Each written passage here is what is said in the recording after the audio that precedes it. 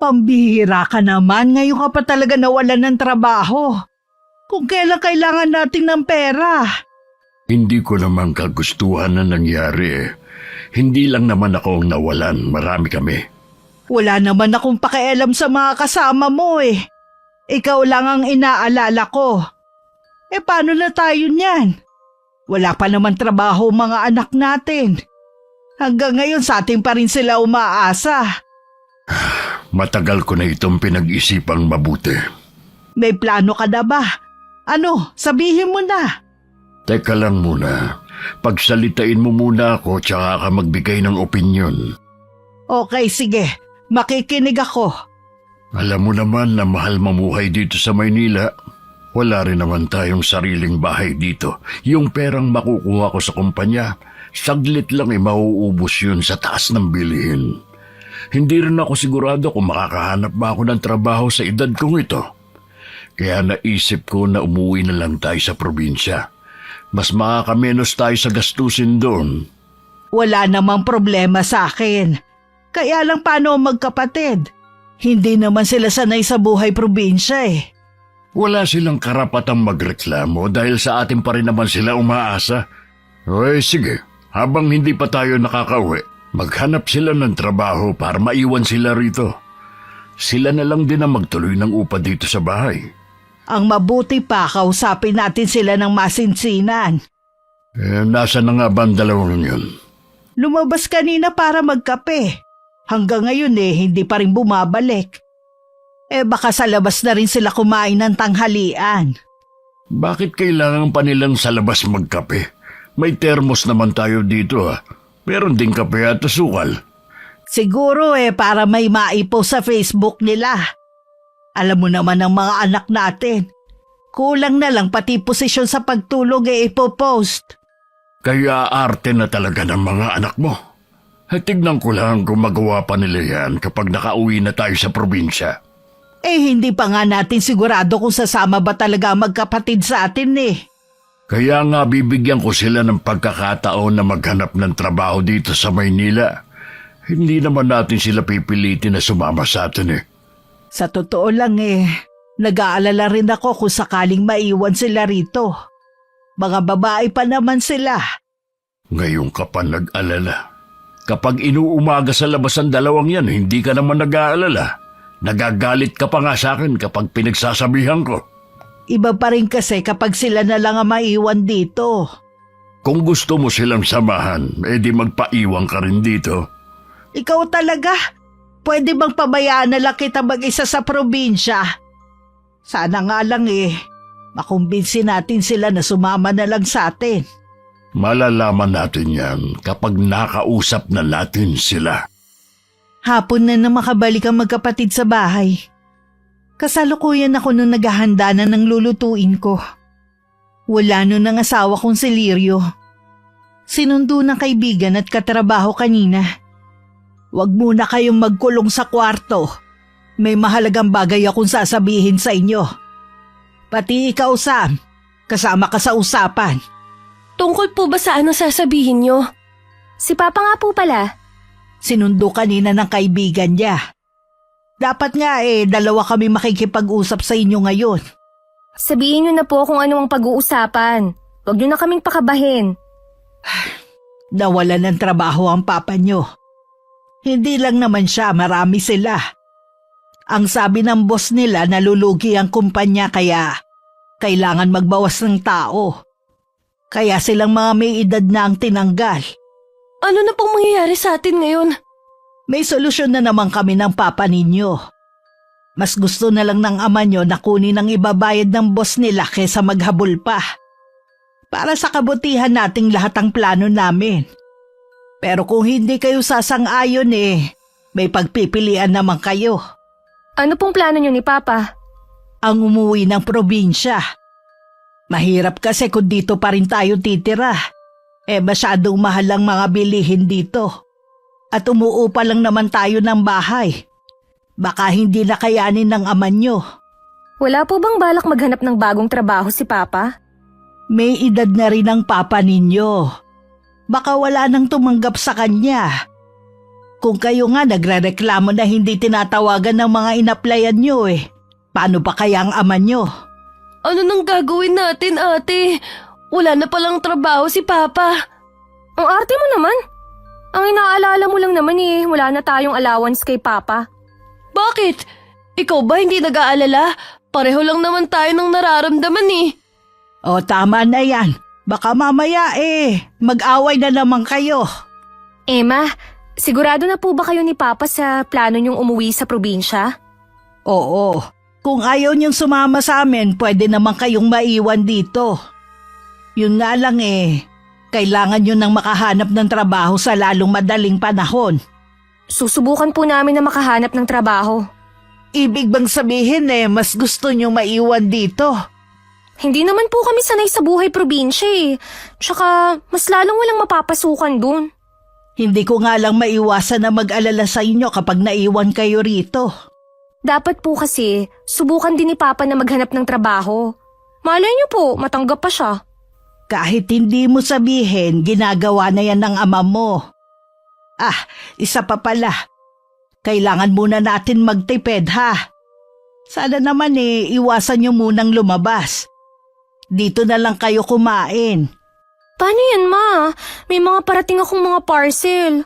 Wala na akong pambayad, Ako din po, Ma. Wala na rin akong pambayad. 3 parcel yung akin. O sige, ako na muna magbabayad. Pero huling order nyo na yon Hindi na muna kayo pwedeng umorder sa online. Opo, Ma. Last na po yun. Promise. Alam kong maninibago ang mga anak namin sa sitwasyon namin. Nasanay kasi sila na kahit wala silang pera, nabibili at nakakain nila ang gusto nila. Sa aming mag-asawa akong mas maluwag sa pera. Isa rin nga siguro sa dahilan kaya hindi kami nakabili ng sariling bahay. Maliban sa mahal na rin. Mabuti naman dumating ka na. Kumain ka na ba? Pinakain na kami ni paring Neil sa kanila. Mahaba-haba rin kasi ang naging pag-uusap ng tropa. Hanggang sa napag-usapan nga kung anong plano pagkatapos makuha yung pera. Balak din pala ng mga kasamahan kong umuwi na rin sa kanilang mga probinsya. Maliban kay paring Neil na taga rito naman talaga. Halos pare-pareho pala kayo ng plano pagkatapos nyo makuha ang pera Sa panahon ngayon, praktikal nang umuwi na lang ng probinsya kaysa tumira dito sa Maynila. Siya nga pala. Nasabi ko na sa magkapatid ang sitwasyon natin. Hahanap daw sila ng trabaho sa lalong madaling panahon. Talagang ayaw nilang sumama sa atin sa probinsya, Tama naman kasi ang katwiran ni Merly. Kung dito nga hirap sila makahanap ng trabaho, dun pa kaya. Tsaka isa pa nga hindi daw sila sanay sa buhay probinsya. Ayaw muna kasi nilang subukang tumira dun Gusto ko sanang makasama natin sila kahit saan tayo tumira. Kaya lang hindi naman natin sila pwedeng pilitin. Oo nga. Malalim na ang gabi. Tara nang matulog. Nang mga sandaling yon, hindi pa rin pala natutulog ang magkapatid. Nag-uusap din sila tungkol sa sitwasyon namin. Sana naman magbago ang isip ni na Mama. Dito na lang sana sila. Siguro naman makakahanap pa si Papa ng trabaho. Ayoko kasi magkawatak-watak tayo Tingin ko tama si Mama Mahirap nang makahanap ng panibagong trabaho si Papa. Alam mo naman dito sa Maynila. Kaya nga kailangan nating makahanap ng trabaho para kung sakali, hindi na nila kailangang umuwi ng probinsya. Ang dami ko ng pinasahan na resume, sana naman kahit isa lang sa kanila merong tumawag sa akin. Dapat kasi noon ka pa nag-apply. Sabi mo kasi gusto mo munang magpahinga dahil napagod ka sa pag-aaral. Nagsalitang magaling. Ikaw nga ang tagal ng graduate pero nakaisang trabaho pa lang. Kaya lang naman ako umalis sa trabaho ko kasi manyakis ang boss ko. Ikaw ba naman papayag ng ganun? Halimbawa lang hindi tayo makahanap ng trabaho.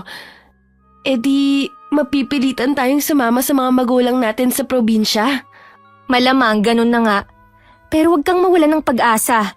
Kung hindi man tayong makahanap ng trabaho, malay mo, si Papa ang makahanap, 'di ba? Magdilang anghel ka sana, te.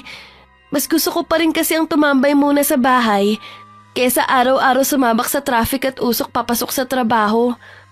Sayang lang ang mga binibili kong pampaganda. Sus! Diyan ka magaling sa kaartehan. Wow! Nagsalita ang hindi nuknukan ng arte sa lahat ng bagay. Ultimo pang mumog mo, mineral ang gusto mo. Lasang kalawang naman kasi yung tubig sa gripo, no? Parang ikaw, yung pinanghihila mo sa mukha mineral din. Nagkaka-pimples kasi ako kapag galing sa gripo pinanghihilamos ko. Hoy, pareho lang tayo, no? Kung makapuna ka naman sa ginagawa ko. Oo na, matulog na nga tayo. Inaantok na ako Mauna ka na, tatapusin ko lang tong ginagawa ko. Kinabukasan bigla ko nanibago dahil hindi ko kailangan gumising ng maaga para ipaghanda ng almusal at baon ng asawa ko. Inuna ko muna ang paglilinis bago ang pagluluto. Ang aga mo namang gumising. Nasanay na kasi kung lagi nagigising na maaga Hindi ko na mabago pa. Yung magkapatid ba anong oras nagigising? Mamaya pa ang mga yun. Kagabi naririnig ko pa silang nag-uusap na dalawa. Gusto ko sanang makasabay sila sa pag-aalmusal. Pero hayaan mo na. Marami pa naman pagkakataon. Hindi ko na kasi naalala kung kailan tayo nagsama-samang kumain Lagi ka kasing maagang umaalis. Madalas din mag-isa lang din akong kumain. Kahit nariyan lang kasi ang mga anak mo, mas gusto pa rin nila na sa labas kumain. Ngayong wala na akong trabaho, asahan mo lagi na tayong sabay kumain. May maganda rin naman palang naidulot ang pagkakatanggal mo ng maaga sa trabaho Oo nga, hindi ka na malulungkot kumain mag-isa. Matanong ko nga pala, alam mo ba balak umuwi tayo ng probinsya? Isang buwan mula ngayon. Siguro sapat na yun para makahanap ng trabaho yung magkapatid. Saan na nga? O di kaya magpasya na lang silang sumama sa atin. Kahit magbakasyon lang sila. Pag-aralan nila ang lugar kung magugustuhan ba nilang tumira doon. Maganda yung sinabi mo. At saka para makilala naman nila mga pinsan nila doon. Kakausapin ko nga ulit sila mamaya. Ay sana makumbinsi mo magkapatid. Pasado 11:00 na nang magising ang magkapatid. Parehong nakabihis ang mga to at nagpaalam na magkakapilang sa labas. Narinig naman yun ng asawa ko at parang hindi nagustuhan. Magkakapilang, lalabas pa kayo? Meron tayo diyang kape, dito kayo uminom. Pa, may kikitain din po kasi kami ng mga kaibigan. Huwag ka na magpalusot, Merly. Sana matuto na kayong magtipid dahil wala na akong trabaho. Baguhin niyo yung nakaugalian niyo. Last na naman po to Kapag sinabi kong hindi kayo aalis, dito lang kayo sa bahay. Malapit na rin naman tayong kumain ng tanghalian. Imbis na paghahanap ng trabaho ang inaatupag ninyo, puro pa rin kayo gala. Naghahanap naman po kami. Sadya lang pong mailap sa amin ang trabaho. Ano ba ang plano ninyo magkapatid? Gusto kasi namin ng mama nyo, makauwi na sa probinsya. Alam na rin naman ng mga kamag-anak natin ang pag-uwi namin. Marami din kasing dapat gawin, katulad ng titirhan namin. Pa, hindi nyo na po ba susubukan na humanap ng trabaho? Sinusubukan ko rin naman kaya lang mahirap na nga sa edad ko. Napag-usapan po namin ni Sam, kung hindi po kami agad makakahanap ng trabaho, sasama na lang po muna kami sa inyo. Mabuti nga na sumama na nga lang kayo sa amin ng papa nyo. Oo nga, malay nyo magustuhan nyo ang pagtira sa probinsya. Malabo po yan pa. Pwede naman po kasi na habang naghihintay kami ng tawag, dun muna kami para makasama namin kayo. Hindi pa nga kayo nakakarating, malabo na agad na magustuhan nyo. Alam naman po namin, kapag sinabing probinsya malayo sa lahat. Hindi naman po kami sanay sa ganong buhay Ay sige, kayo na ang bahala. Basta kung sakali man na kayong magkapatid na lang ang maiwan dito sa Maynila, ingatan mo ang kapatid mo. Ikaw na ang tatayong magulang niya kung sakali. Makakaasa po kayo pa. Sadya nga yatang ibang plano ng nasa taas. Inabot pa kami ng 2 buwan dito sa Maynila dahil sa paghihintay na makahanap ng trabaho ang magkapatid. Pero wala pa rin silang nahahanap. Hanggang kami na nagpasya na sumama na lang sila sa amin sa pag-uwi sa probinsya. Nakahanda na rin naman ang bahay na tutuluyan namin doon. Nagpadala kasi ng pera ang asawa ko sa kapatid niya para ayusin ang tutuluyan naming bahay. Nasaan ba si Sam? Bakit hindi siya tumutulong sa pagliligpit? Lumabas po siya kanina. Hanggang ngayon hindi pa rin bumabalik. Magpapaalam lang daw sa mga kaibigan. Ang daming araw na pwede siya magpaalam sa mga kaibigan niya. Bakit kailangan pa ngayon? Kung kailan maraming gagawin tsaka siya umalis. Palagay ko po umiiwas lang yun na tumulong. Hindi pa kayo nasanay sa katamaran ng babaeng yun? Hindi na nga maasahan sa gawaing bahay, pati ba naman na pagliligpit ng mga sarili niyang gamit iaasa pa sa akin. Baka naman hanggang sa probinsya ng papa niyo dalhin niyo ang ganyang ugali. Malamang po yun. Emma, bakit po kailangan nating ibenta ang iba nating gamit? Hindi naman kasi natin magagamit yan sa uuwian natin Basta sayang lang. Di ba mabuti nang gawing pera para mapakinabangan? Bakit kasi kailangan pa nating umuwi Sana ginamit na lang niyo ang pera ni Papa sa negosyo. Gagamitin naman ng ama niyo sa negosyo pag uwi natin. Wala naman siya magiging trabaho pagdating dun Ibig ko pong sabihin, nagnegosyo na lang sana kayo dito. Baka akala mo malaki ang nakuha ng papa mo na pera. Kung dito tayo magnenegosyo, hindi sapat ang pera na yon. Hindi ko po kasi maiwasan na mag-alala Paano kung hindi naman namin makasanayan ng buhay dun? Hindi ba sumagi sa isip mo na kaya siguro hindi kayo makahanap ng trabaho Dahil may mas magandang plano para sa inyong nasa taas. Magtiwala ka lang. Sana nga po, Nay. Sige na, tapusin na natin to. Bukas ng madaling araw na ang alis natin Tawagan mo na nga pala ang kapatid mo. Umuwi na kamo siya. Sige po, tatawagan ko lang. Si Papa po pala. Pinuntahan yung may-ari ng sasakyan na maghahakot ng mga gamit natin. Alam mo naman ang ama mo, ayaw nun ng bulilyaso. Naku ma, ayaw sagutin ni Sam. Hayaan na lang natin, uuwi din yun. Sige, bilisan na natin ang pagliligpit. Teka lang, nandyan na yata ang ama mo. Maiwan muna kita rito, ha? Gabi na nung umuwi si Samara. Hindi tuloy maiwasan ng asawa ko na masermonan siya.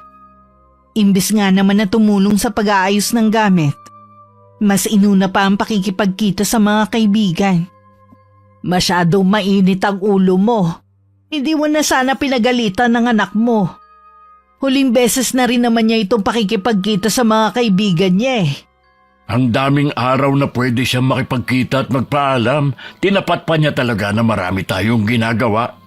Natapos na rin naman ni Merly ang mga ligpitin Kasalanan mo rin kung bakit ganyan ang ugali ng mga anak natin ba't ako? Tinatanong mo ba talaga? Ikaw itong lagi nilang kasama dito sa bahay. Kahit ako nasa trabaho maghapon, nakikita ko ang ugali nila. Aba Molly, hindi tayo mayaman. Kaya sana huwag silang umasta na pasosyal pag uwi natin sa probinsya. Matatalino ang mga anak natin. Alam nila kung paano ibabagay ang ugali sa isang lugar. Hindi namang mga suplada ang mga yan. Sana nga, dahil ayokong mapulaan ng mga kapatid ko't pinsan kung paano natin sila pinalaki. Maiintindihan naman nila na iba talaga ang laking Maynila kaysa sa probinsya. Sabihan mo magkapatid na agahan ka mo ang gising bukas. Hindi tayo dapat abutin ng tanghali sa highway. Oo, sasabihan ko sila mamaya bago ako matulog. Sige na, mauna ka na magpahinga. Alam ko pagod ka na rin. Bago matulog ng gabing yon, pinuntahan ko muna ang magkapatid sa kwarto nila. Meron pa rin silang inililigpit na mga gamit nila. Marami pa ba kayong gagawin? Ito na lang naman po, Ma. Magpahinga na kayo pagkatapos niyan, ha? Maaga kasi tayong aalis bukas Ma, maganda ba sa probinsya ni Papa? Oo naman. Sariwa ang hangin, mababait ang mga tao at hindi maingay. Hindi tulad dito sa Maynila. Alam ko may agam-agam sa puso niyo sa pag-uwi doon. Subukan niyo lang naman. Kung hindi niyo makagamayan, pwede naman kayong bumalik dito eh. Yun nga po ang sabi ko kay Sam eh. Kung meron lang sana tayong kamag-anak dito, pwede sana namin kayong ipagbilin sa kanila. Kaso wala nga tayong kamag-anak eh. Huwag niyo na lang pong pansinin yang si Sam. Nag-iinarte lang yan dahil hindi na siya makakapunta sa mall at coffee shop. Pareho lang naman tayo, no? Huwag kang ipokrita dyan. At least ako, aminado. Ikaw kinikimkim mo pa. Pero nag-aalala ka rin na hindi mo na magawa ang mga gusto mo kapag nandun na tayo. Tumigil na kayo sa pagtatalo. Meron namang mall doon pero nasa 2 oras yata ang biyahe eh. Pwede naman kayong sumadya doon kung gusto nyo. Buti sana kung may budget para sa pagpunta sa mall kapag nandun na. Sigurado, maghihigpit niyan si Papa. Hindi naman siguro. Hindi naman kayo matitiis ng ama nyo. Sana naman may tumawag na sa akin sa mga inaplayan ko. Teka nga lang ma, may signal ba dun sa uuwian natin? Oo naman. Hindi naman liblib ang lilipatan natin eh. Ay, salamat naman kung ganun. Tingin ko kasi hindi ako tatagal dun. Tapos kasama pa natin si Papa araw-araw. Siguradong magkakagulo tayo. Huwag nyo sanang kalilimutan kung hindi dahil sa ama nyo. Wala kayo sa kinalalagyan ninyo. Obligasyon nyo naman po yun eh. Bakit nyo po kami sinusumbatan? Hindi yung panunumbat, kundi paalala lang sa inyong magkapatid. Para hindi mawala ang respeto nyo sa ama ninyo. Hindi naman po mawawala yun. Kaya lang po minsan nakakainis na rin si Papa eh. Kaya lang naman siya nagagalit sa inyo dahil may nakikita siyang mali eh. Siya nga pala.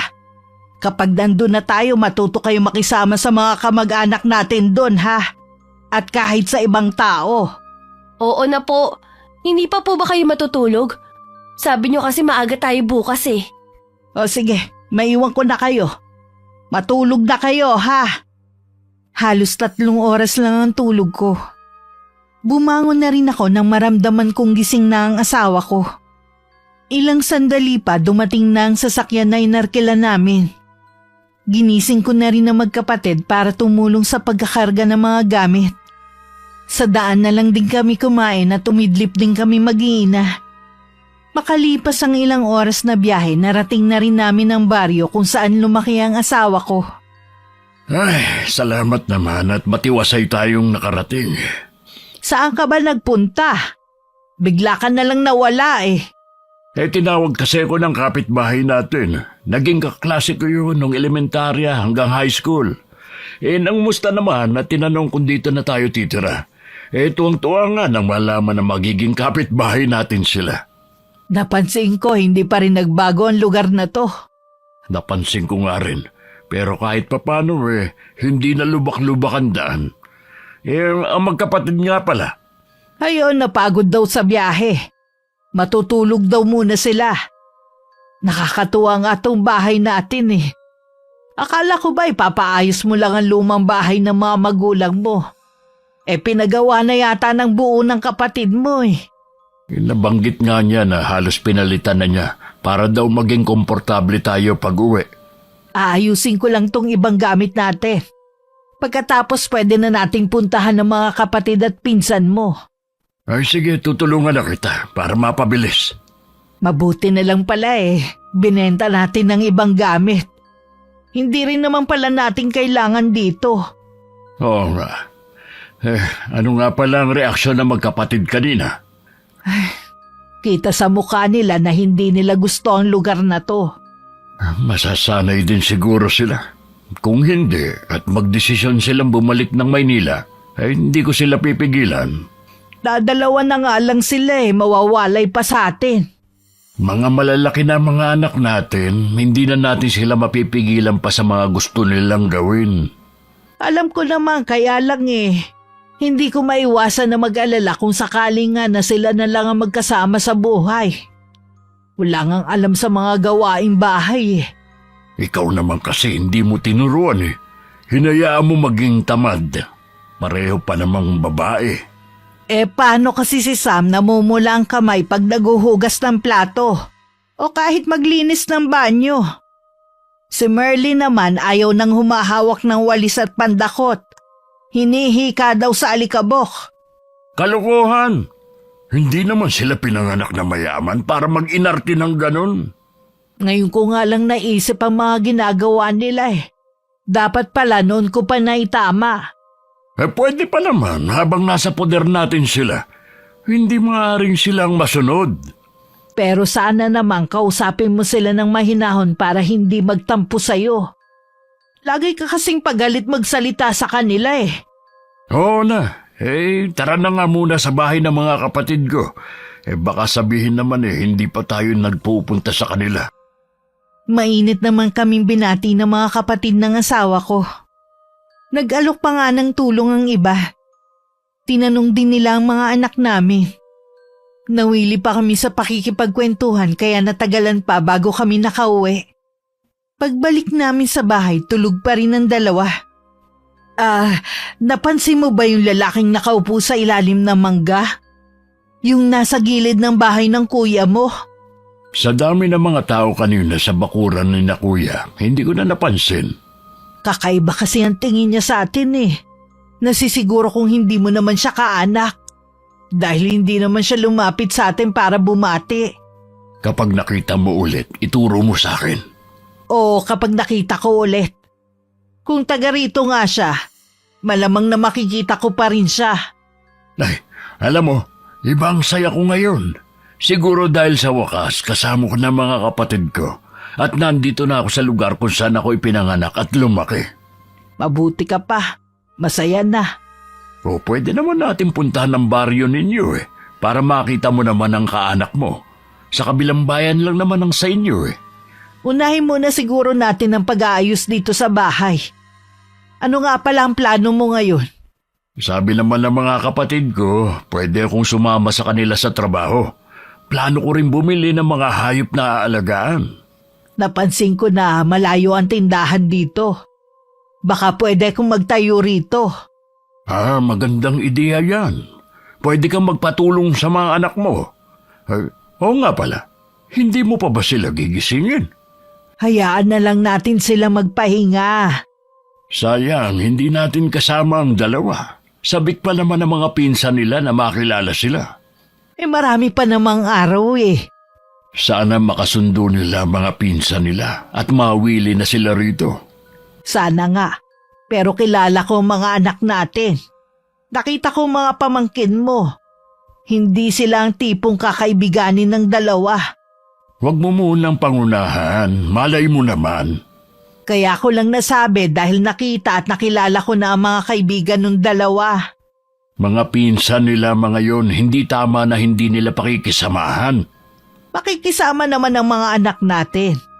Hindi nga lang para makipaglapit sa kanila. Kararating lang natin parang gusto mo na agad akong bigyan ng problema. Hindi naman sa ganon, ikaw talaga. Mabuti pa ayusin na lang natin yung mga gamit. Yung iba bukas na lang. Sabi pala ni Kuya Juanito, sa kanila tayo bukas manananghalian. Kami lang ng asawa ko naghapunan. Pagsilip ko kasi sa kwarto ng magkapatid, mahimbing pa rin ang tulog nila. Kinabukasan naman tanghali na rin silang nagising. Napasarap yata ang tulog nyo Wala naman po yata kaming gagawin dito kundi matulog Mamaya nga pala. Sa Tio Juanito nyo tayo manananghalian. Ano pong meron? Pa-welcome nila sa atin. Pagkakataon na rin para makilala ang mga pinsan ninyo. Makikita nyo kung gaano kalaki ang pamilya ng papa nyo. Malayo po ba ang sa kanila? Hindi naman. Wag na lang pala kayong pumorma. Simple lang ang suotin nyo, ha? Ate, narinig mo bang sinabi ni Mama? Oo, narinig ko naman. Sino ba kasi ang tinitingnan mo dyan? Kanina ka pa dyan sa may bintana Sino pa ba? Di yung mga tao. Para wala namang kaporma-pormang manamit ng mga tao dito. Parang pinag-iwanan na ng panahon. Ano ba ang inaasahan nyo? Probinsya to. At hindi naman Maynila. Wala po ba ritong mapaglilibangan, Ma? Plano namin ng papa nyo na maglagay ng tindahan sa harapan. Tulungan niyo na lang ako para hindi kayo mainip. Ha? Tindahan po? Ay, magiging tindera lang po pala kami rito. Sana hindi nyo na lang kami pinag-aral. O ano naman ang masama sa pagiging tindera, ha? Marangal naman na trabaho yon. Huwag mo sanang minamaliit. Hindi ko naman po minamaliit. Kung yan po pala ang plano nyo, sana sa Maynila na lang kayo nagtayo ng tindahan. Iba naman kasi doon. Kahit paano dito, hindi natin kailangan umupa. Ipinaliwanag ko na yan sa inyo dati, di ba? Wala na po akong masasabi. Bahala po kayo kung gusto nyong ituloy yan. Pero wala po kayong aasahan sa akin. Sa akin din, ma. Nakakahiya kapag nalaman ng mga kaibigan ko na tindera lang pala ako. Ang sabi ko pa naman sa kanila magbabakasyon lang tayo sa ancestral house ng mga magulang ni Papa. Hindi ko naman alam na papatirahin niyo kami sa pawid ang dingding. Hindi ko tuloy masugot ang video call nila kanina. Bakit kasi kailangan mo pang magsinungaling sa mga kaibigan mo? Nakakahiya naman po kasing sabihin sa kanila ang totoo. Dahil sa ginawa mo, para mo na rin sinabi na ikinahihiya mo kami ng papa mo. Walang masama sa buhay na meron tayo Dahil ito naman talaga ang totoo. Kung tunay na mga kaibigan yan, tatanggapin ka nila kahit ano ka pa. Madali lang naman pong sabihin na walang nakakaya sa buhay na meron tayo Pero kilala ko ang mga kaibigan ko. Bakit kasi sila ang kinaibigan mo? Mahirap kasi na magpanggap na sosyal kung wala ka namang pangsuporta sa sarili mo. Wala na po tayong magagawa, nasabi ko na sa kanila Sana lang po makahanap na ako ng trabaho. Sana nga, para may pantustus ka dyan sa luho mo para masabi lang na sosyal ka. Akala mo naman magagamit mo yan dito sa lugar na to. Hindi ko na napigilan na mailabas ang inis ko ng mga oras na yun. Tingin ko kasi sumobra na ang pagiging sosyal ng mga anak ko. Wala na sa lugar.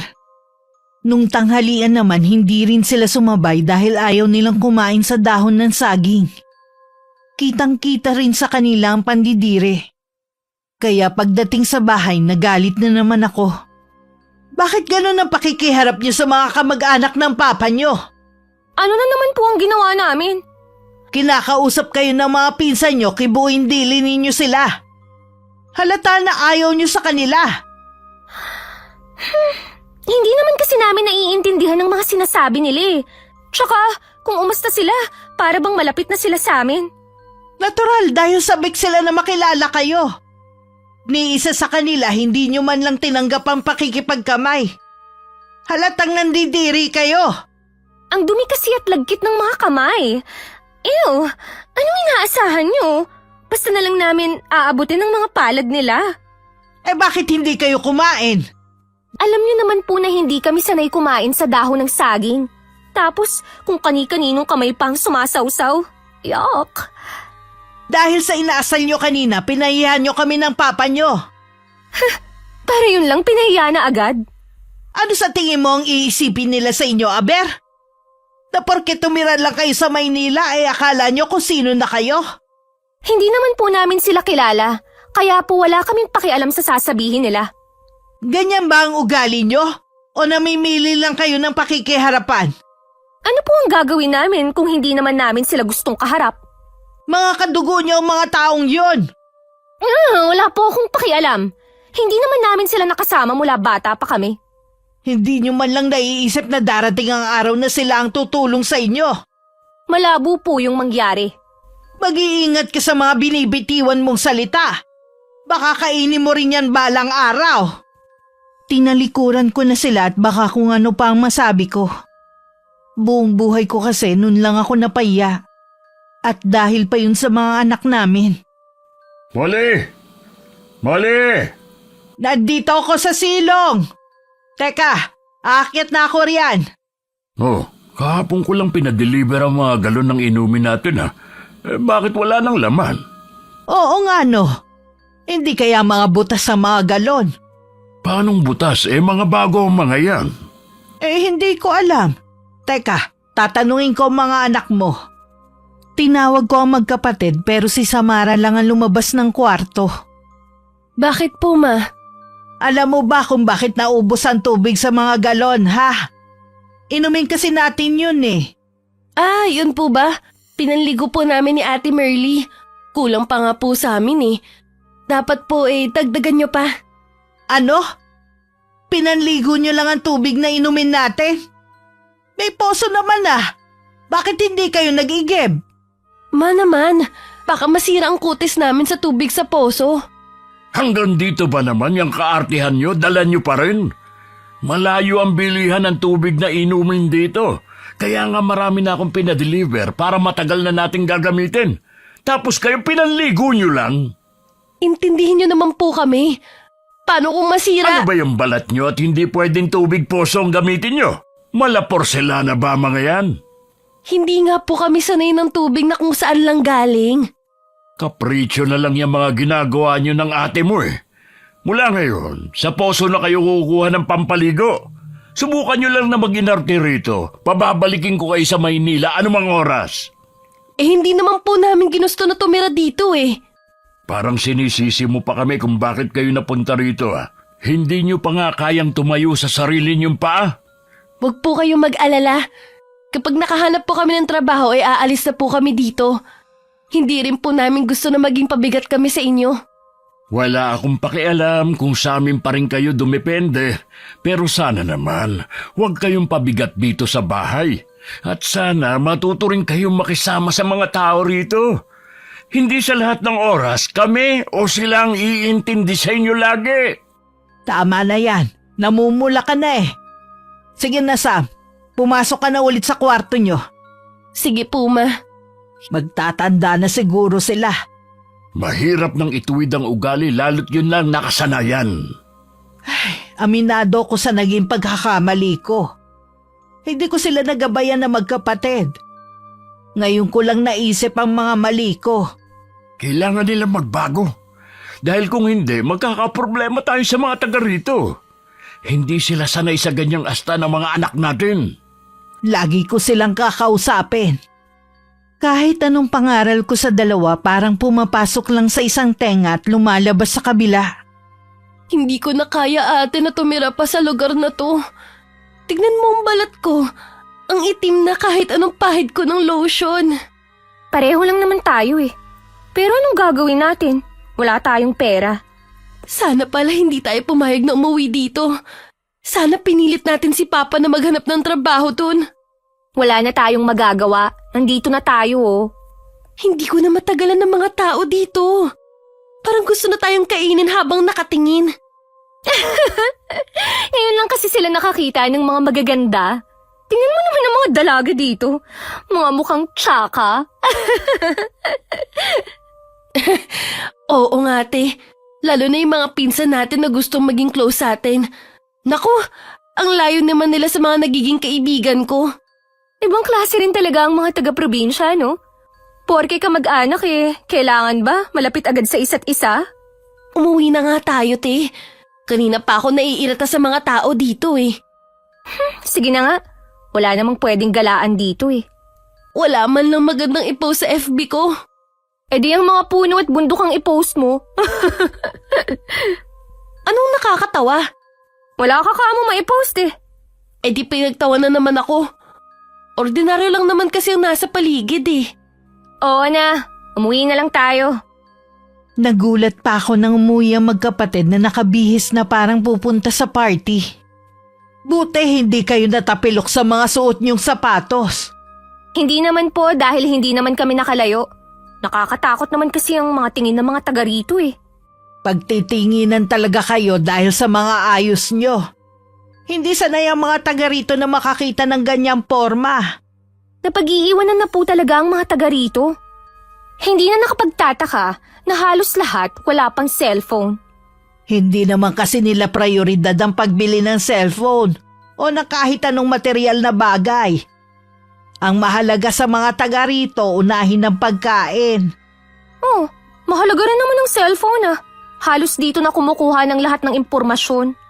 Alam ko pero syempre depende pa rin sa lugar at pangangailangan ng tao. Maiba nga pala ako ma. Sigurado na po ba kayo na balak niyong magtayo ng tindahan dito? Oo naman. Wala naman kasi tayong pagkukuhanan dito ng ikabubuhay eh. Bakit mo naman naitanong? Naisip ko po kasi, bakit hindi na lang po ibang negosyo ang itayo natin? Ano naman ang naiisip niyong magkapatid? Pwede po tayong magtayo ng coffee shop dito o hindi po kaya nagbenta ng mga damit. Malabo yung sinasabi mo. Una, bakit kailangan pang gumastos ng kape ang mga taga rito kung meron naman sa kanila? Sa pagbebenta naman ng damit, hindi naman araw-araw bumibili ang mga tao. Ang tindahan kasi kailangan ng mga taga rito. Oo nga ma, pero mas okay siguro kung mini grocery. Malit na tindahan lang ang kaya ng budget ng ama nyo. Para po sana kami na lang ang magbantay. Pero sige po, bahala na kayo. Aanhin naman kasi natin ng sosyal na negosyo kung malulugi naman tayo. Hindi pa naman po natin nasusubukan eh. Kailangan kasi sa sigurado tayo para hindi masayang ang perang nakuha ng ama ninyo. Pero sasabihin ko pa rin sa papa nyo, baka mapag-isipan din niya. Huwag lang kayong aasa ha. Sige po ma, at least sinubukan yung sabihin kay papa. Siya nga pala. Subukan nyo na magsuot ng simple lang ha. Para hindi ba ilang sa inyo mga taga rito. Ganito na po kami magdamit. Wala na ho kayong magagawa pa. Ayaw naman naming baguhin ang dahil lang sa ibang tao. Ay, kayo na nga ang bahala. Maiwan ko muna kayo. Meron lang akong gagawin sa kusina. Hindi pa naman maumpisahan ang pagtatayo ng tindahan dahil hindi pa nakakakuha ng mga buho. Abala rin kasi ang asawa ko sa ibang gawain. Minsan nakita ko siyang nakatayo sa tabi ng bintana at parang malalim ang iniisip. May problema ba? Wala naman. Bakit ang layo naman ang tingin mo? May iniisip nga ako pero hindi naman problema. Meron lang kasi kaming napag-usapan ni Kuya Juanito. Tungkol naman saan? Kilala ko na kung sino yung lalaking tinutukoy mo noon. Pamangkin namin siya, si Rio. Anak siya ng pinsan naming buo na namatay ang asawa sa misteryosong sakit. Mula daw nang mamatay ang asawa, lumayo na siya sa mga kamag-anak. Bakit hindi lumapit sa atin ang pamangkin mo? Bakit nakatingin lang siya sa atin mula sa malayo? Sabi ni Kuya Juanito, ganun daw talaga yun. Bihira din daw magsalita at makisalamuha. Yung ama naman daw, bihira na din lumabas ng bahay. Minsan daw pinuntahan nila sa bahay. Nahuli daw nilang nagsasagawa ng ritual. Tingin daw nila, isa yung uri ng kulam. Nakakatakot naman pala ang pinsan mong yun. Ay, huwag kang matakot. Sabi naman ni Kuya Juanito, wala naman daw sinasaktan na taga rito ang pinsan namin yun. Kahit na. Baka masaktan lang ng konti ang anak niya mangulam na ang pinsan mo. Kaya nga siguro ilag din ang mga tao kay Rio. Dahil ganyan ang iniisip ng mga taga rito.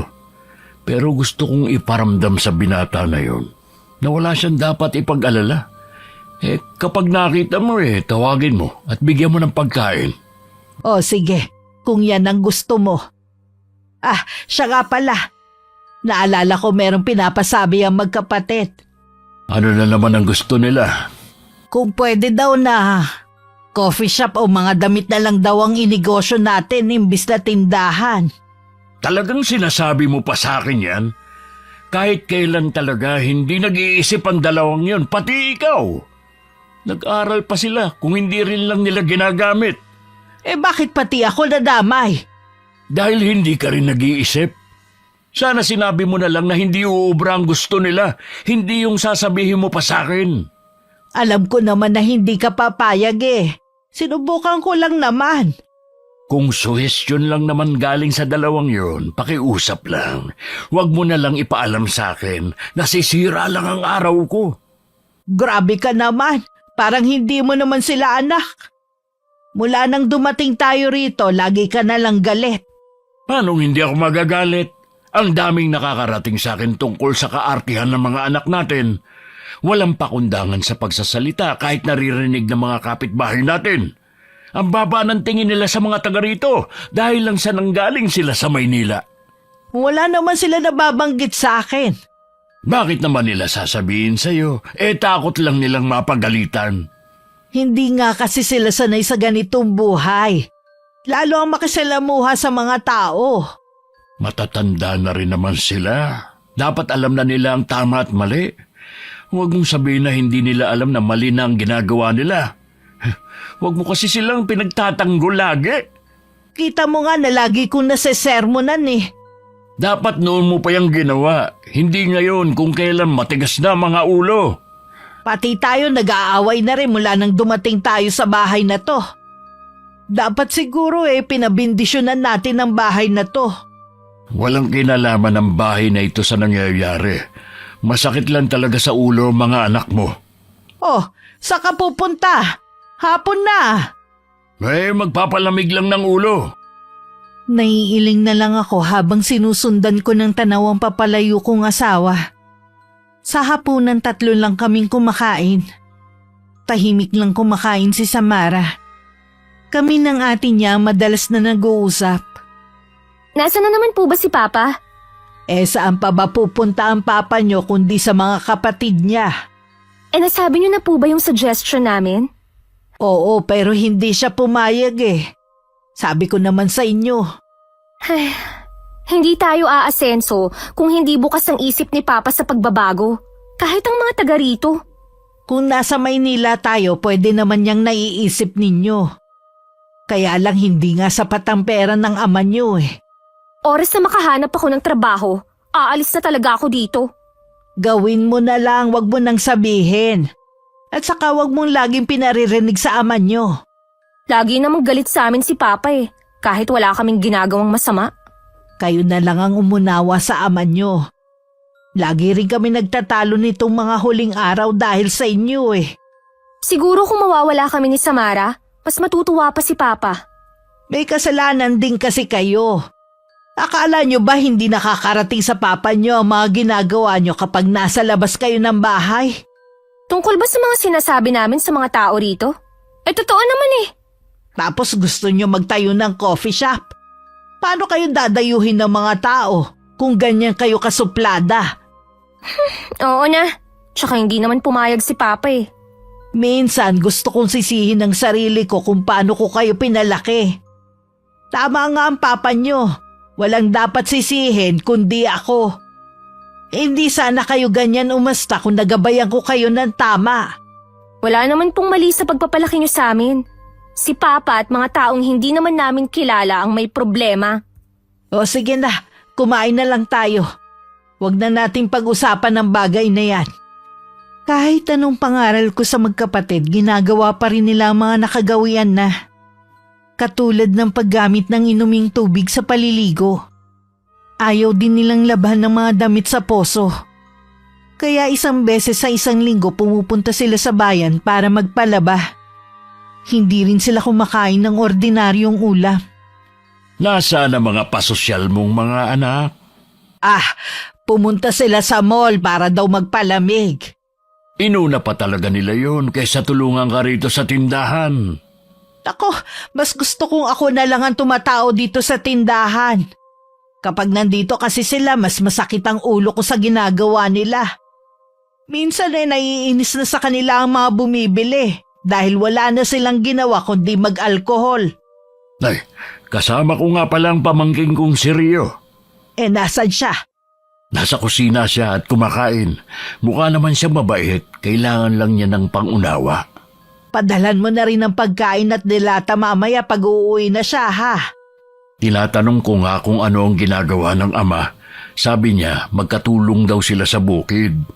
May hanap buhay naman pala sila Ang dalawa nga daw niyang ate nasa bayan, nagtatrabaho. Bihira na lang daw umuwi dito sa atin. Mabuti nakikipag-usap sa'yo. Oo, kaya lang nahihiya pa rin makipag-usap. Babalikan ko na nga muna at baka tapos nang kumain. Mula nang dalhin ng asawa ko si Rio sa bahay namin, palagi na siyang naroon. Kitang-kita ko ang kakaibang saya kay Lirio. Noon pa kasi gusto na niya magkaroon ng anak na lalaki. Mukhang natupad yon sa pamamagitan ng binata. Hindi naman nagustuhan ng magkapatid si Rio. Bakit po ba laging nandito ang lalaking yan? Wala naman ako nakikitang masama kung laging nandito si Rio. Nakakatulong ko siya. At pinsan niyo rin siya. Hindi ko po kasi gusto ang paraan ng pagtitig niya sa amin ni Samare. Wala namang mali siya ang titig niya sa inyo kundi kuryosidad lang. Kahit kasi nandito lang kayo sa bahay, pormang-porma pa rin kayo. Lahat na lang po napapansin niyo. Natural, magkakasama tayo sa bahay. Lagi niyo pa dito pinapakain ng Rio na yan. Dapat binabanlian niyo ng mainit na tubig ang ginagamit niyang plato, kutsara at saka tinidor. Ano naman ang akala mo sa tao? May nakakahawang sakit? Mabuti na rin po ang nag-iingat. Sa'yo dapat mag-ingat si Rio dahil sa talas ng dila mo. Nakakasakit ka ng damdamin ng tao eh. Dapat po, wag niyo na siyang papuntahin dito kung inaalala niyo na masaktan ko. Hindi ikaw ang masusunod sa bahay na ito. Kung gusto mo, ikaw ang umalis. Naging madalas ang pagtatalo ng mag-ama dahil kay Rio. Minsan nakita kong kinausap ni Merly ang binata. Nakatungo lang ang huli bago lumakad palayo. Anong sinabi mo kay Rio? Sinabihan ko po siya na kung pupunta siya dito sa bahay, huwag siyang sasabay sa pagkain. Dapat, dito lang siya sa labas dahil humahalo ang amoy niya sa loob ng bahay. Ano? Sinabi mo yun sa kanya? Narinig niyo naman ang sinabi ko. Hindi lang yun ang sinabi ko, marami pa. Akala mo naman napaka-perpekto mo para magsalita ng ganun kay Rio. Nakikita mo ba ang itsura mo sa salamin, ha? Well, alam ko naman po na hindi ako ganun kaganda. Pero hindi naman katulad ng taong yun na para nagbasahan. Kahit na, wala ka pa rin karapatan na matahin yung tao. Kilala kita, malamang ininsulto mo rin siya. Opo, inaamin ko na marami akong sinabi sa kanya. Masasakit para magtanda siya. Hintayin mong dumating ang ama mo. Tingnan natin kung ano magiging reaksyon niya sa ginawa mo. Bakit ba takot na takot kayo sa Rio na yun? Hindi ako takot kay Rio kundi sa tatay niya. Hindi mo lang kasi hinayaan ng pinsan mo. Wala namang ginagawa masama sa inyo eh. Sus, ano pong wala? Kapag nandito siya sa bahay, hindi kami makakilos ng maayos. Lahat na lang ng kaartehan nasa inyo ng magkapatid. Kayo mismo ang magpapahamak sa sarili ninyo. Kapag pumunta ulit si Rio dito sa bahay, humingi ka ng dispensa sa mga sinabi mo. Ano po? Hindi ko po gagawin yun, no? Huwag sanang matigas ang ulo mo. Dahil sa pagtatalo naming mag-ina, hindi na namin namalayan ang pagdating ng asawa ko. Ano na naman ba ang pinag-aawayan nyo? Nandiyan ka na pala. Eto kasing anak mo eh. Gumawa na naman ng katangahan na pwedeng magpahamak sa kanya. Ano na naman ang ginawa mo, Merly? Maliit na bagay lang po. Si Mama lang ang nagpapalaki. Anong maliit na bagay? Kung ano-anong sinabi mo kay Rio. Siguradong nanliliit na yun sa sarili niya. Anong ginawa mo? Talaga bang wala ka ng pakundangan sa pagbibitaw ng mga salitang makakasakit sa kapwa mo? Ha? Hindi ko na po mababawi ang mga sinabi ko. Kung hindi mo na mababawi, puntahan mo si Rio at humingi ka ng dispensa. Papa naman, wala namang masama sa mga sinabi ko Totoo naman kasi na parang hindi siya naliligo dahil sa amoy niya. Wala kami naaamoy sa tao. Luma lang ang mga suot niya, pero lagi siyang naliligo. Kayo ng kapatid mo may problema. Dahil sa sobrang kaartihan ninyo, nakakaperwisyo na kayo. Dahil lang sa pamangkin nyo, galit na kayo sa akin. Tawagin mo si Samara. Puntahan ninyo si Rio. Humingi kayo sa kanya ng dispensa. Paano po kung ayaw ko? O pues, umalis na kayo magkapatid sa bahay na ito at wala na akong pakialam sa inyo. Dahil sa banta ng asawa ko na pilitan na sumunod ang magkapatid, naiintindihan ko naman ang takot ni Lirio. Dahil ganun din ang nararamdaman ko. Pareho kami nang iniisip na baka magsumbong si Rio sa ama at gumanti sa mga anak namin. Wala kaming kamalay-malay na imbis na humingi ng dispensa ang magkapatid. Kung ano-ano pang pangiinsulto ang sinabi nila sa binata. Napansin mo ba ang itsura niya kanina? Para siyang maiiyak sa sobrang kahihiyan. Oo, natatawa nga ako kanina eh. Kaya lang paano kung magsumbong siya kay Papa? Hindi siya magsusumbong dahil binalaan ko na siya. Hindi nga siya makatingin sa'yo sa takot eh. Ay, gusto kong maligo. Pakiramdam ko, dumikit na sa balat ko ang amoy ng lugar nila. Naamoy mo rin ba yun? Parang pinaghalong amoy ng kandila at langis. Ew. Ang naamoy ko naman kanina parang amoy kulob sa paligid at malansa. May tubig kaya sa galon? Kanina tiningnan ko walang laman. Uhaw na nga ako eh. Wala naman tubig na inumin. Para naman tayong pinarurusahan ito. Mapipilitan tayo nito mag-igib sa poso. Sigurado masisira ng balat natin. Sabihin mo nga kay Mama, bumili sila ng tubig. Ha? Ayoko nga. Baka masabon pa ako nun. E di magtitiis na lang tayo sa tubig ng poso. Ano pa nga ba? Kainis naman talaga. Habang nagsasampay ako, dumating naman ang asawa ko. Nagtaka pa ako dahil ang bilis niyang nakabalik. Napakunot ang noo ko na makita ang itsura niya. Oh, bakit ang bilis mo nakabalik? Nakausap mo na ba si Rio? Hindi ko siya nakausap dahil wala na si Rio. Ha? Hindi kita maintindihan. Anong wala na si Rio? May pinuntahan ba ang pamangkin mo? Molly, patay na si Rio. Wala na ang pamangkin ko. Bakit? Ano nangyari? Naaksidente ba ang pamangkin mo? Ang sabi ni Kuya Juanito, nakita na lang daw siyang nakabigti sa may puno sa tapat ng bahay nila. Bakit naman niya yung ginawa? Kasalanan sa Diyos ang kitli ng sariling buhay. Nung nandito ba siya, may napapansin ka bang problema niya? Wala naman. Kahit madalas na tahimik siya, alam ko na masaya siya rito. Kawawa naman. Napakabata pa niya para gawin yun. Kasing edad lang siya ni Merly ah. Oo nga eh. Ay, mamaya pupunta ako sa kanila. Nasa morgue pa raw kasi ang katawan. Sasama din ako sa'yo. Sina Merly muna ang uutusan ko magbantay sa tindahan. Ang inaalala ko si Lando sa nararamdaman niya sa nangyari sa anak. Bigla ko tuloy naalala naging trato ng magkapatid kay Rio. Kung iniisip mo na baka magkapatid ang dahilan kung bakit nagbigti si Rio, malabo yun. Humingi na naman sila ng dispensya sa tao. Sa tingin ko may malalim na dahilan. Hindi ko naman iniisip na baka ang mga anak natin ang dahilan. Baka lang kasi sila mapagbuntunan ng galit ng pinsan mo. Hindi naman makitid ang pag-iisip ng pinsang kong yun. Sabay kaming lumaki noon, kaya kilala ko siya. Di ba nga nagbago na siya mula nang mamatay ang asawa sa sakit? Sabi nga nila, pero nung nakakaharap ko siya, maayos naman siya makipag-usap. Ang mabuti pa gumayak na tayo. Sabihan mo muna ang mga anak natin. Nang sabihin ko sa magkapatid ng masamang balita, bumakas din sa kanilang hindi pagkapaniwala. Naging napakabilis nga ng pangyayari eh. Hindi rin kami makapaniwala ng papa niyo na magagawa niya yon.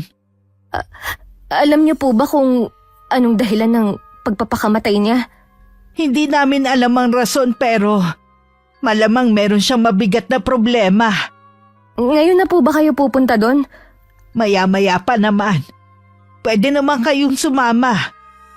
Isara na lang natin ang tindahan. Hindi na po ma. Dito na lang kami ni Samara. Sa ibang araw na lang po kami pupunta.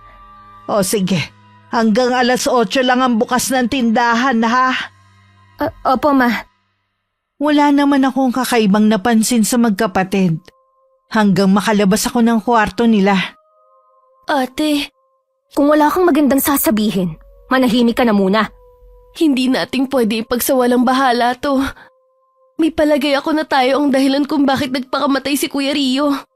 Hindi mo pa narinig ang sinabi ni Mama? May mabigat siyang problema kaya niya yung ginawa? Bakit kasi natapat pa sa ginawa natin sa kanya?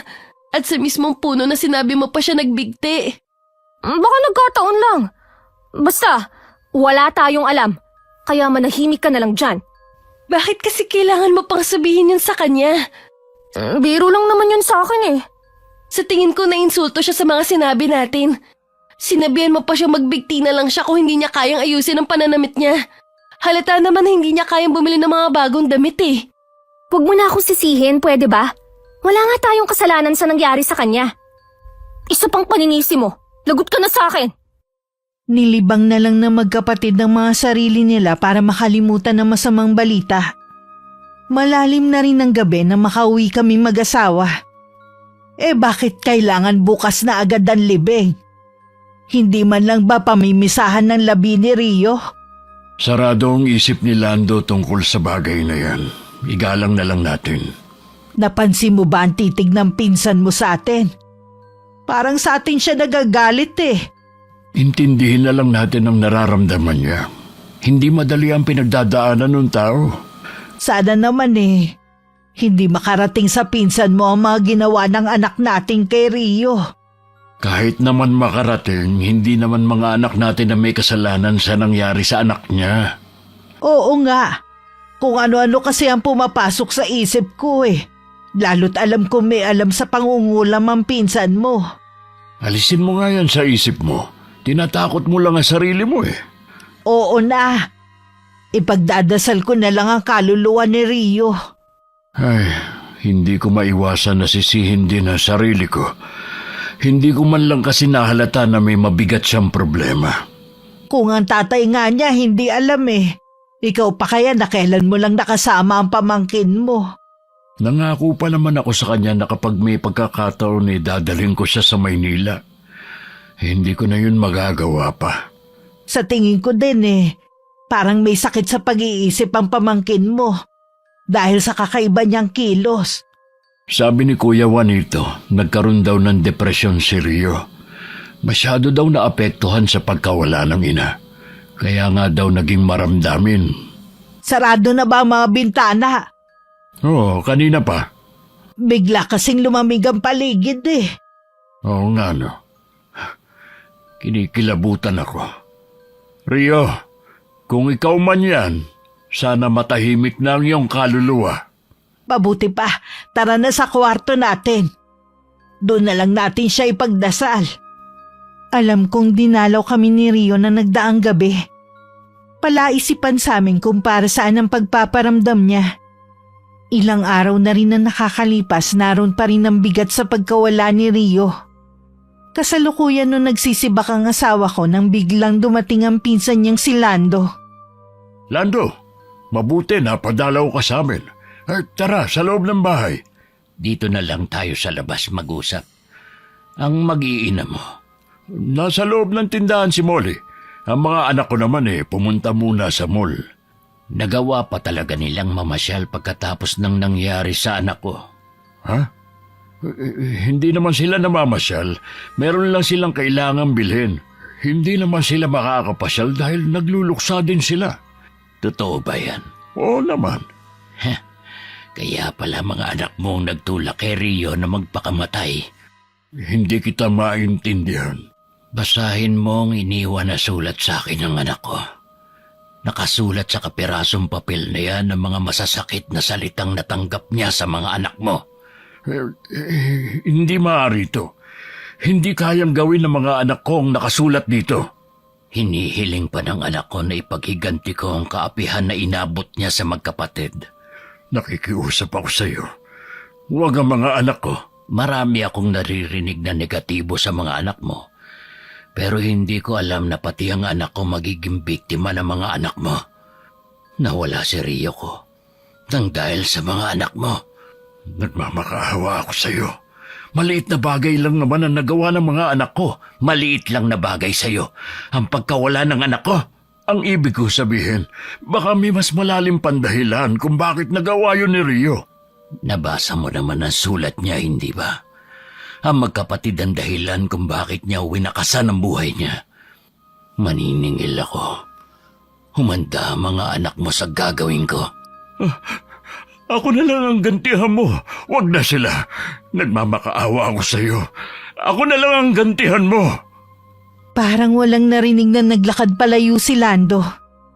Ako naman ilang sandaling parang itinulo sa kinatatayuan ko. Narinig ko ang lahat na naging pag-uusap nila. At hindi rin ako makapaniwala. Lirio, ang mga anak natin. Anong gagawin natin? Hihingi ako ng tulong kay Kuya Juanito. Baka matulungan niya ako. Ganun ba talaga kasama ang mga anak natin para magawa nila yun? Ito ang katunayan na hindi tayo naging mabuting mga magulang sa kanila. Masyado natin silang napasunod sa layaw. Nakalimutan na nila kung ano ang tamang pakikipagkapwa-tao. Nawalan sila ng pakialam sa nararamdaman ng iba. Iligtas mo ang mga anak natin, Lirio! Kahit ang mga kapatid ng asawa ko walang maitulong. Ayaw din nilang madamay sa galit ni Lando. Nung gabing makauwi ang magkapatid, hindi na napigilan ng ama nila na pagbuhatan sila ng kamay. Papa! Ano po ang nagawa naming kasalanan? Bakit bigla niyo na lang kaming sinampal ni Sam? Nagtanong ka pa talaga? Sa akala ninyo hindi mabubunyag ang ginawa ninyo kay Rio? Ha? Nag-iwan siya na sulat sa ama niya.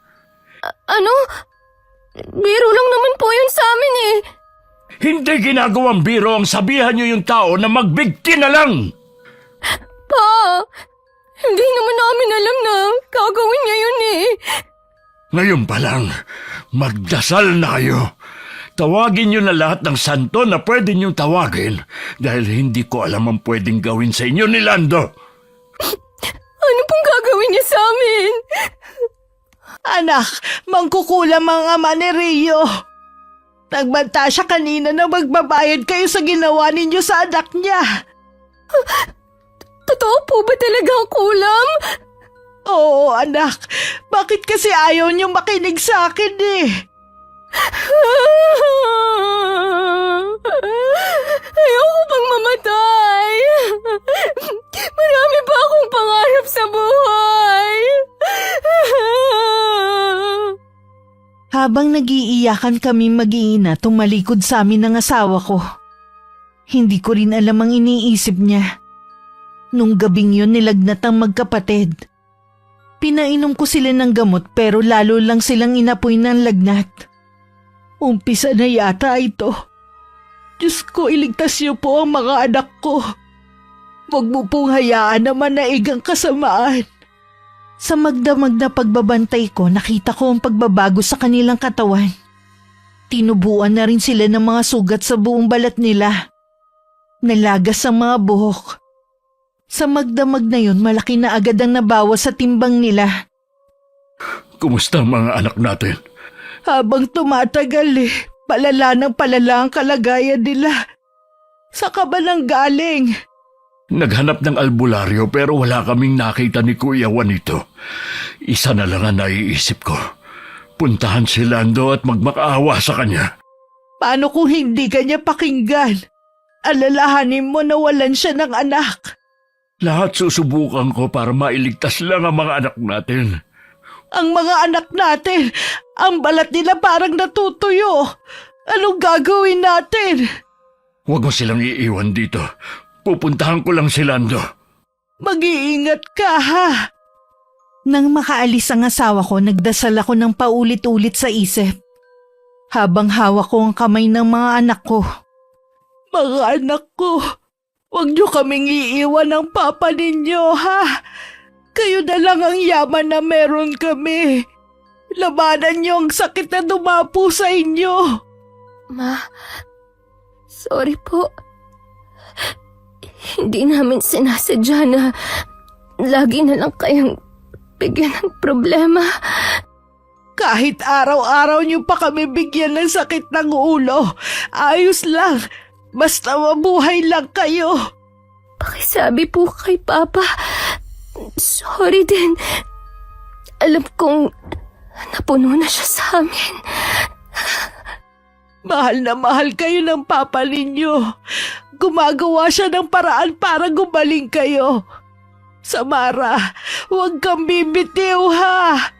Para po sa inyo, kakayanin ko po. Sama-sama tayo magdasal mga anak ko. Higit siyang makapangyarihan sa lahat. Hindi niya tayo pababayaan. Nang mga oras na yun, magkaharap ang asawa ko at si Lando. Narito ako't nakaluhod sa harapan mo. Nagmamakaawa ako sa iyo. Ako na lang ang pagbayarin mo. Lubayan mo na mga anak ko. Alam mo ba kung gaano kasakit ang mawalan ng anak? Nag-iisang anak na lalaki ko lang si Rio. Siya na lang ang dahilan ko para magpatuloy mabuhay dahil alam ko na hindi niya kakayaning mag-isa. Tapos dahil sa mga anak mo, kinitil niya ang sariling buhay. Naiintindihan ko ang pagdadalamhati mo. Pero sana naman maunawaan mo rin ng isang ama na gagawin lahat para sa mga anak. Nauunawaan kita, pinsan. Para mailigtas mo ang mga anak mo, kailangan mo akong patayin. Hindi ko magagawa yun. Hindi ako mamamatay tao. Ito lang ang tanging paraan. Papasok ako sa kubo. Sunugin mo. Hindi ko na rin kayang mabuhay na wala si Rio. Pinsan, hindi ko magagawa ang gusto mo. Lando! Lando! Napatingala pa sa kalangitan ng asawa ko bago kinuha ang gaserang iniwan ni Lando. Pikit mata pa niya yung hinagi sa kubo. Ilang sandali lang lumiyab na yon. Narinig pa niya ang malakas na sigaw ng pinsan sa loob habang nasusunog. Matuling na lumipas ang mga buwan. Marami na nagbago sa lugar at sa mga anak namin. Naalala mo na naman ba ang nakaraan? Habang buhay ko na yung dadalin sa puso ko. Dahil sa ginawa mo, nailigtas mo ang mga anak natin. Oo nga. Yun naman ang mahalaga. Sana nasa mabuting kalagayan ng magkapatid. Ayos lang naman sila. Pareho na silang may trabaho ngayon. Ang pangyayari sa buhay nila naging malaking aral na sa kanila. Nakita ko naman ang malaking pagbabago sa kanila bago sila lumuwas ng Maynila para magtrabaho. Sabi pala ni Merly, kung gusto nating magbakasyon at bumalik sa Maynila, sila na daw ang bahala sa atin. Magsabi lang daw tayo. Ayos naman tayo dito eh. Ayoko maging pabigat tayo sa kanila. Sige, sasabihin ko kay Merly kapag tumawag siya. Naging maayos naman na naging pamumuhay namin mag-asawa dito sa probinsya. Hindi na rin muling tumuntong ang magkapatid dito. Pero madalas naman ang kanilang pagtawag sa amin para mga musta. Madalas kaming mag-asawa na lang ang dumadalaw sa kanila sa Maynila. Naiintindihan naman namin sila dahil sa masamang karanasan nila. Sa kabila ng masamang pangyayaring yun, nagpapasalamat pa rin ako. Dahil napagbago nun ng mga anak namin para maging mabuting tao. Wakas,